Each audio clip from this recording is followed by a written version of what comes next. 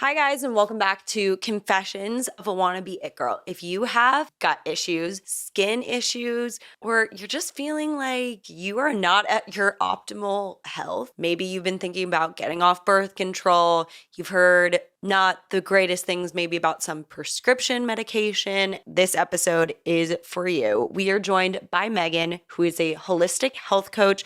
She specializes in detoxification as well as gut, hormone, and skin issues. We are going into this episode learning a lot about how the body is just not living up to its fullest potential and how that might be affecting you. We talk about supplementation. We talk about the things you need to look for to figure out if you are having an issue. We talk about trendy diets. We talk about how to eat an 80-20 lifestyle. And of course, we touch on alcohol and how to handle that. Let's get to some root causes and heal ourselves naturally. Welcome to Confessions of a Wannabe It Girl. I'm your host, Marley Fregging, and I'm here to help you filter out all the bullshit and become the next It Girl. This podcast explores the reality of what it really takes to make it out there. As it turns out, it is way less Instagrammable than I thought it was going to be.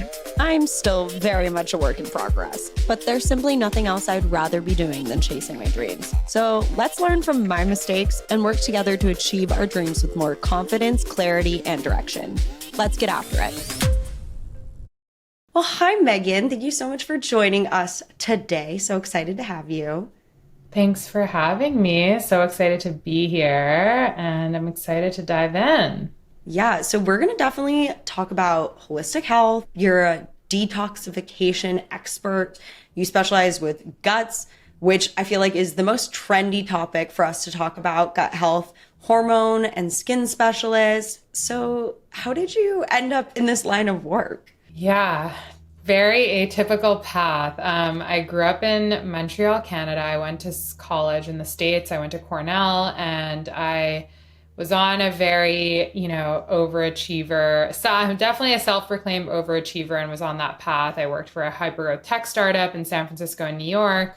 Everything seemed really great on paper, but I found myself feeling really low energy, tired, disconnected, lonely, anxious.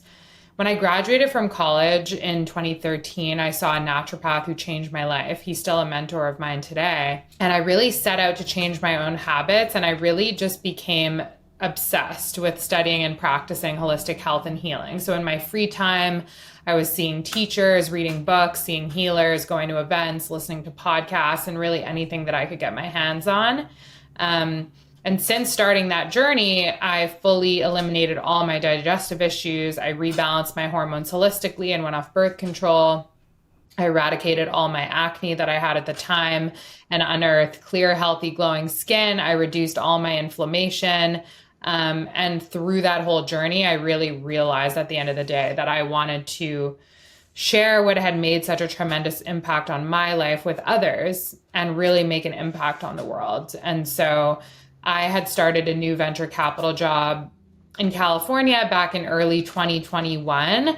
And I quit that job and instead took a leap to follow my longtime passion for health and wellness and turn it into a profession by becoming what I am today, which is a holistic health and detox coach. As you mentioned, focusing on gut, hormone, and skin health, cleansing and detoxification, and cellular regeneration. And yeah, I think why I got into the work, to answer your question, is I knew I had this gift. I knew I had this knowledge to share, and I knew that it had transformed my life to such a great degree. And really, like, my innate passion was to help people do this. And so I thought to myself, I have one life to live, and I have to make this like my full-time job. So yeah, that's kind of how I took that leap and why I'm here right now. But all that to say, I think all of, and we'll dig into it, but I think the journey happened as it should have happened, right? So my corporate experience really lends well to like running my business and all of that, and we'll dig into that later. I love that. So for those of us who don't know, what is a naturopath? And like, how do you find one? I feel like it's a really amazing person that we should be able to go out and find in the world. And it feels like that's not, traditionally explained to us or told to go visit one. The alternative holistic sort of healing space that I'm in is very different from the Western sort of medicine healthcare system that we're used to. In Western, in the healthcare system, everyone sort of operates in silos. So when you have skin issues, you go to a dermatologist. When you have hormone issues, you go to an endocrinologist. When you have gut issues, you go to a gastroenterologist. Mm-hmm. All these different practitioners don't really talk to one another. They're also really focused on symptom management. So, you have skin issues. What medication can we give you to resolve that? Accutane or spironolactone. If you have hormone issues, what medication can we give you for that? Okay, we'll give you birth control. If you have gut issues, what medication can we give you for that?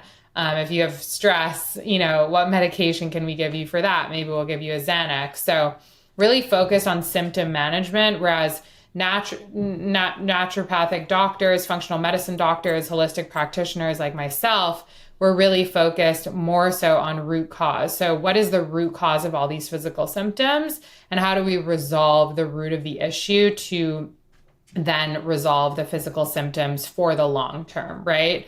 So I'm generalizing here because there's obviously doctors in the healthcare system that are root cause, but far and wide, I would say that, they're really focused on short-term symptom management versus, in our world, we're really focused on long-term, like root cause analysis.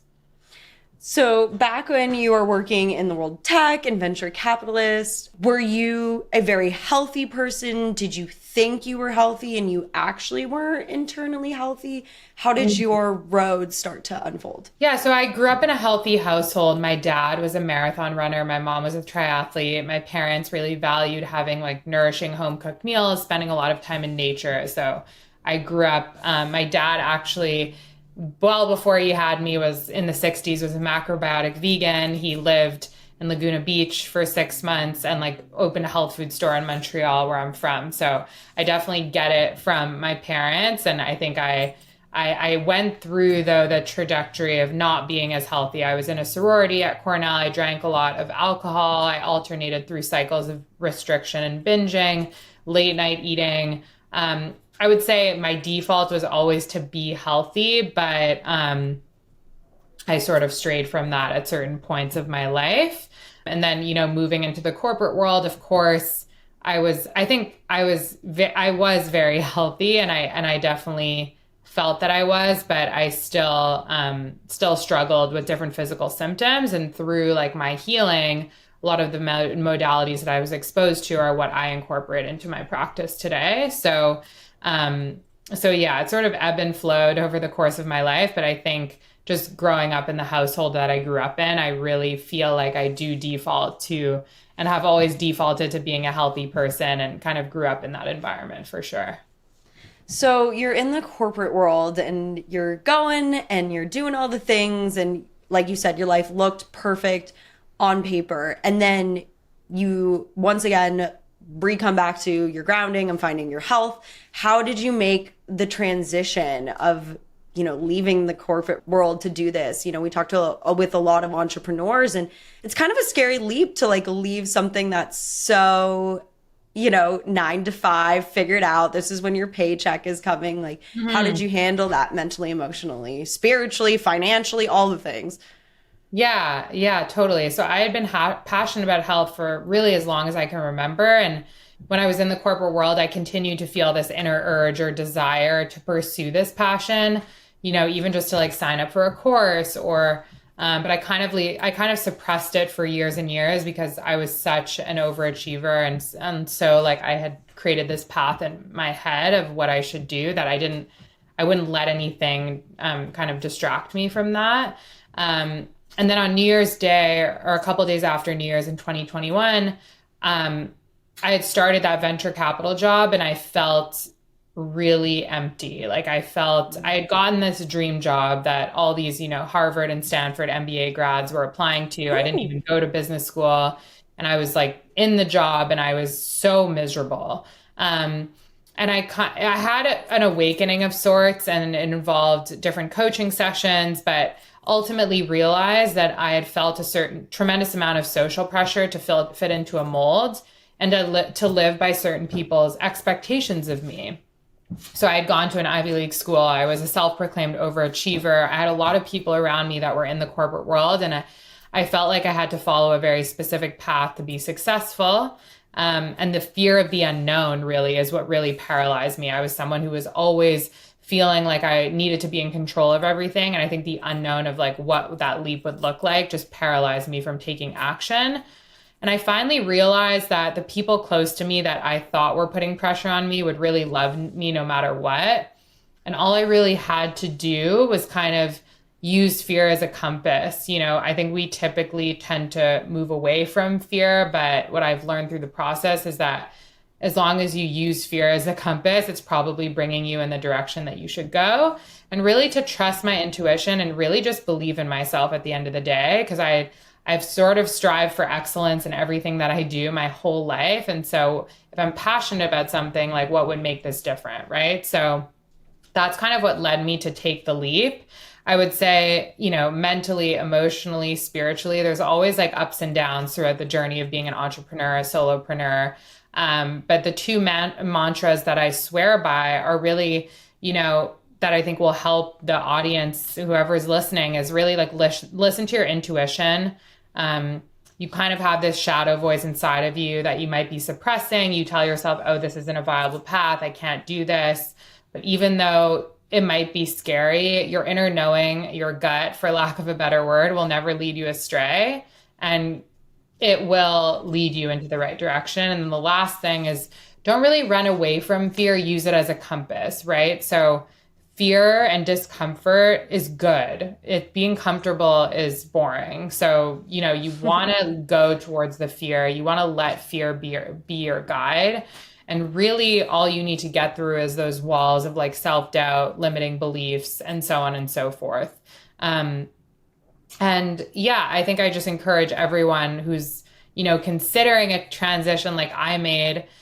You just have to start, right? I think we get paralyzed, but it just take one baby step. Sign up for an online course, reach out to someone you admire in the industry you want to work in, start a newsletter, post on social media. I think it's really just about starting, because I think we just get paralyzed by the unknown and we don't start. And then the voice just keeps getting louder and louder. So I really just encourage people listening to just take one step in the right direction. And that gravitational pull and that momentum will then lead to another step. And then you'll be surprised by what happens.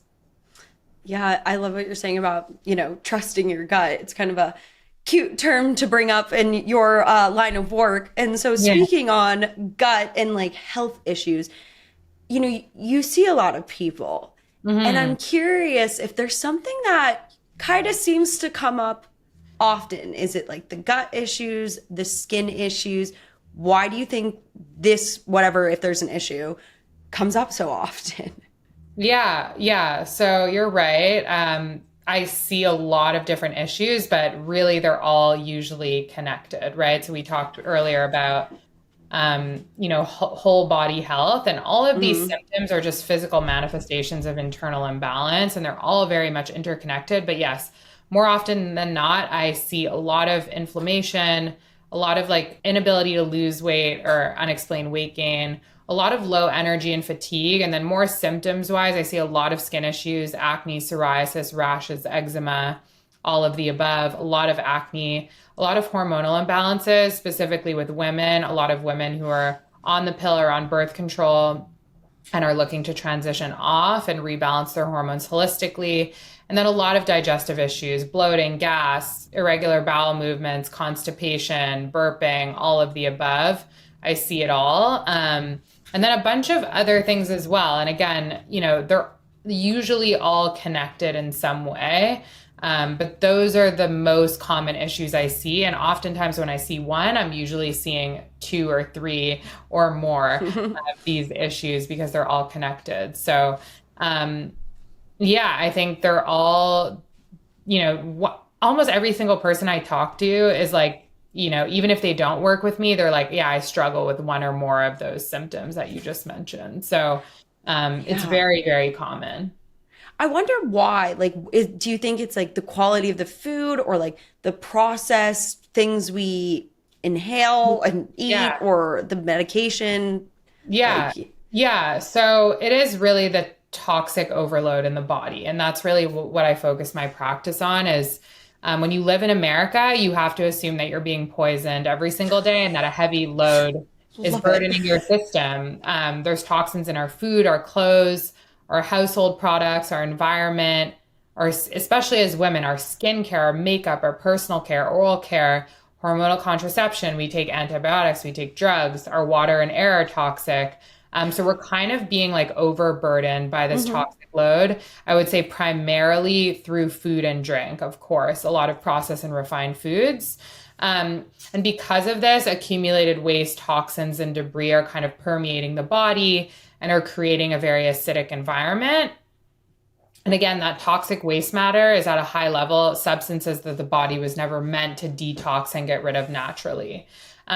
So this waste, this toxicity in the body is what produces a wide variety of physical symptoms that we see, that you want so desperately resolve. Those all tie back again to the toxic overload in the body. And so, Western medicine tends to look at things in silo, like, oh, you have skin issues. How do we resolve those? Oh, you have gut issues. How do we resolve those separately? When in fact, those two things are very much interconnected and are, again, tie back to that toxic load that is in the body. And so, yeah, that's kind of like the root of most of these issues that we're seeing.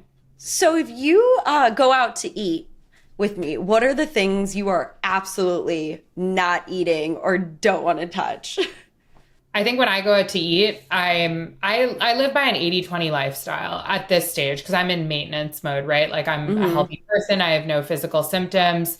So really what that means is eating high fiber, plant-based whole foods 80% of the time, fruits, vegetables, nuts and seeds, legumes, whole grains, and leaving room for freedom and flexibility 20% of the time, whatever that means to you. So I consider myself plant-based and plant-forward, but I leave room for food freedom, especially when I go out to dinner. I might have eggs, I might have wild caught fish, I might have chicken, I might have sourdough, I might have a dessert or two. I might share food with a bunch of people. But my default is always coming back to again, eating plant-based whole foods the majority of the time, eating unprocessed whole foods the majority of the time. So that's kind of what I focus on. Again, when I go out to eat, I might be more flexible Sure. because I'm just like going out to dinner and enjoying myself. And the goal is to get everyone to a place of being able to live by that 80-20 lifestyle. But of Hmm. course, when you're dealing with physical symptoms, there might be a period of time in which you have to like stick to a specific protocol to free yourself from those physical symptoms to get to a more balanced place. We're not really eating, generally speaking, the right food for our species. And so people are eating the wrong foods. But yeah, that's typically how I approach eating at a restaurant. I love what you said about how you're in a maintenance stage. Like, you're not currently going through a detox phase. What are the signs maybe for us to look for if we need to be going through a detox or, need to be working with a coach like yourself? What can we look for as kind of the red flags? Yeah, yeah. And I'll focus on the top three areas, that I focus on, which are gut, hormone, and skin. Um, you know, if you're consistently experiencing debilitating physical symptoms, it's time to stop accepting these as normal because they are not. I think in our society, we've normalized a lot of physical symptoms, Hmm. but they're actually your body's way of signaling to you that there's some internal imbalance that needs to be addressed. Your body is basically speaking to you by way of messages that are physical symptoms. So with the gut, you know, any sort of like constipation, diarrhea, gas, bloating, gastrointestinal discomfort, abdominal pain, cramping. Obviously, once in a while is fine, but if you're having that every day or very often, that's very much a sign that you have some internal imbalance. With the skin, any physical symptoms, so eczema, rashes, psoriasis, rosacea, dermatitis, dry skin, brittle skin, acne is a really big one I see a lot. Again, that's a sign that your body is showing you that there's some imbalance, right? The skin is not, it's just a physical manifestation of internal imbalance, usually coming from the gut, hormones, vitamin, mineral, and nutrient deficiencies. And then with the hormones, again, you want to have a regular menstrual cycle with very minimal PMS symptoms as a woman, right? You don't want to have irregular period cycles or clots or debilitating cramps or crazy, crazy mood swings. I don't have any symptoms at all, like zero. So those are all signs that yes, you might need support in kind of resolving those. Again, your body never makes a mistake. So when it's giving you these signs, it's a sign to listen. So don't see it as a bad thing, just see it as an opportunity to really get the support that you need and resolve them for good. Right. Like it's not actually, we've kind of become normalized to thinking that having acne or rosacea or a gut issue is kind of normal. Like it's something we all have. And we talk about it so much that you kind of become trendy and we think that's just okay. And really it's not. Yeah, totally. Totally. A lot of these things are very normalized in our society. Even when you go to like I've had clients go to a regular doctor and they're like, yeah, I'm gassy and bloated. And the doctor will be like, yeah, that's okay. It's normal. And it's just not. The body is built to be in balance. The body is built to be free of physical symptoms. I've worked with hundreds of clients where they're getting to the other side and they have perfect energy. They have no PMS symptoms at all, a regular menstrual cycle. They have clear, healthy, glowing skin. They have perfect bowel movements and have no gas and bloating. Like I've seen that it's possible. I see that with myself. I see it with so many of my clients, and that is possible. So I just want to encourage anyone, if you have symptoms or you're struggling in any way, like definitely get the right support. So what if you are somebody, and maybe I'm speaking about myself, maybe, I don't know. If you've been on birth control, you're on birth control, you're on or you were on Accutane, you've been through all the traditional cycles of going through being a woman in America. How do you know it's time to change, or if you're not currently having any problems because you've masked them, what are the next steps to dealing with them? Yeah. So, birth control and hormonal contraception has really led to a generation of women with a lot of gut issues, nutrient depletion, skin issues, hormone imbalances, fertility issues, and so much more. Highly recommend watching the Business of Birth Control documentary to learn more about this. It's a really wonderful documentary. And the same is true for spironolactone and Accutane. All of these medications or prescriptions are, again, as I mentioned before, they're treating the symptoms. So they might help you in the short term, but they're not treating the root cause. And in fact, when we think about toxic overload, they're actually bringing more toxicity into the body, right? So you're taking medication, you're taking birth control, Accutane, spironolactone every day. It's pumping your colon and your liver with more toxic overload that actually makes things worse in the long term. So again, not saying they don't work. They do help to resolve physical symptoms in the short term, but the likelihood is that it's actually going to suppress underlying issues in the long term. So, my recommendation is to get support. Like I think when you go off of spironolactone or, Accutane or birth control, there's a period in which your body needs to regulate, and you need to be nourishing your body with the right foods, and you need to be cleansing the body appropriately through various cleansing modalities in order to accelerate your path to healing.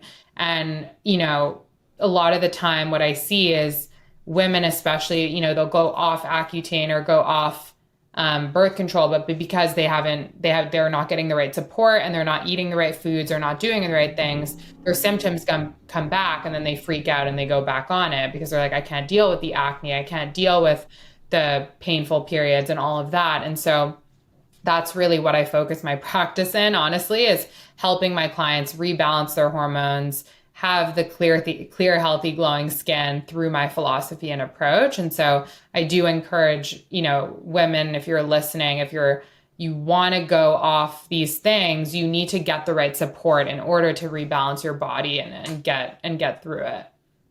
Yeah, absolutely. I think there's been such a shift in the media talking about this, but why as young children we were just like, this is totally fine, this is part of it, add to playlists, this is just part of the literal prescription. And it's so disheartening to find out that maybe there was a different way all along and it was just taking Yeah. care of yourself naturally. Yeah, totally. Yeah. I mean, as of like 2017, I think it was 65% of women aged 15 to 49 are on contraception. So that's like 47 million women, a lot of which have been on it for, 10, 15, 20 years. I'm working with women who are going off it for the first time in 20 years, or, they're 35 and they've been on it since they're 15. So it's, It's a it's, whole it's thing. a whole thing, but it's definitely like my life's work, because there's so many people to support, and I think getting to a place of being free of physical symptoms but not having to rely on medication is such a beautiful place to be, and I really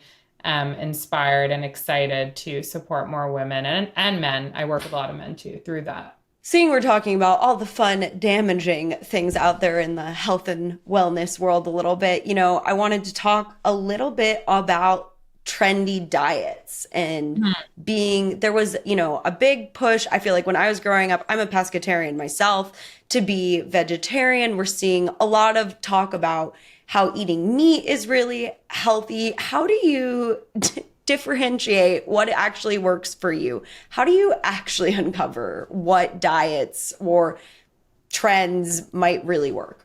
Yeah, eating meat is very trendy, I would say. But ultimately the best way to tell if a food works for you is to experiment on yourself. If you don't experience any issues, it might be okay for you. But really what I say is it's always of the utmost importance to eat mostly whole, raw, and processed foods, fruits, vegetables, nuts, seeds, whole vegetables, legumes. That will naturally allow you to crowd out the rest. If you're going to eat animal protein, you have to make sure that it's well sourced. So that goes back to toxicity. Any conventional meats have a ton of antibiotics, hormones, and are very toxic to the body. So if you're going to eat animal protein, you want to make sure that it's pasture raised, hormone free, antibiotic free, grass fed, organic, and so on. But again, we're not eating the right foods for our species. So we should be eating predominantly plant-based whole foods.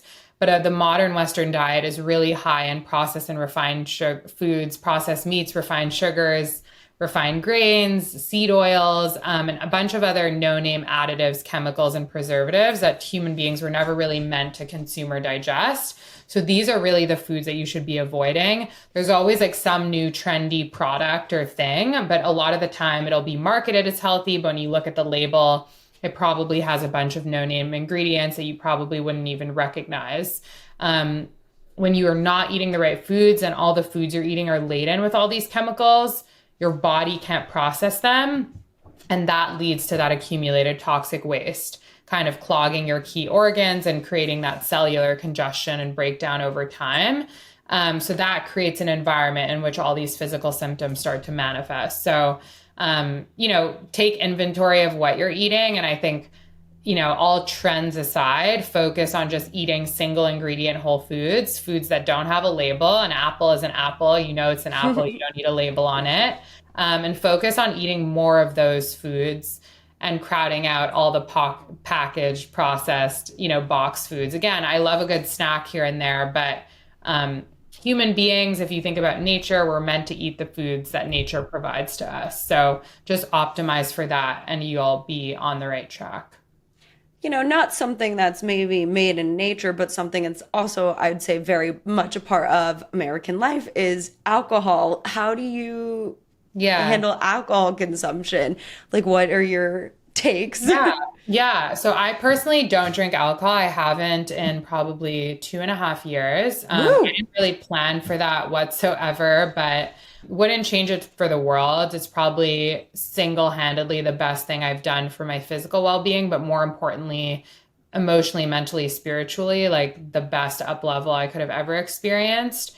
There's a really amazing podcast by Andrew Huberman about the detrimental effects of alcohol. If you're considering minimizing or eliminating it altogether, there are a lot of people who are sober curious. I mean, I live in LA and none of my friends in Venice drink alcohol pretty much. But if you're going to drink it, again, it's about moderation, right? So try to do like 1 to 2 drinks per night, maybe a maximum of 2 days a week. Huberman in that episode also provides some consumption guidelines. I think they're actually even lower than that, to be honest. But yeah, I just recommend moderation, right? It's the same thing with like the 80-20 lifestyle that I live by. If you're going out and binge drinking, and drinking like 8 drinks in a night, like that's really going to affect you. It's going to affect your sleep. It's going to affect your mental health. It's going to affect your liver, your body, it's going to create inflammation and so on and so forth. So again, if you're going to drink, I do recommend just being moderate. And luckily nowadays there are so many like amazing non-alc alternatives and other beverages. I do know that a lot of people struggle with social pressure, and that's a big thing, especially in your 20s. I feel like for me now in my 30s, like one, my friends don't drink alcohol, but two, like even if they did, I wouldn't feel pressured. But in your 20s, there's a lot of the time if you're saying, oh, I don't drink or I'm not drinking tonight, you might be met with, oh, come on, like, why not? And so that's something I actually work with my clients through is like, how do you navigate that social pressure? How do you deal with it? And ultimately, I think it's just about standing by your choices and what you know will feel good for your body. And so just listen to your body and whatever it needs. Speaking about listening to your body, I've heard you talk a little bit about supplements and, something else that is just very pushed on us to take. They're very trendy. There's an Instagram ad every day for a new supplement and why you should take it. How are your feelings on that? How do we uncover what supplements we actually need? So yeah, it's really hard to keep track if I'm being completely honest. And there are a lot of practitioners that also like push supplements very much so. And so that's probably something that bothers me the most is the ever-present fixation on supplements as a cure-all, as a magic pill, as something that just resolves everything.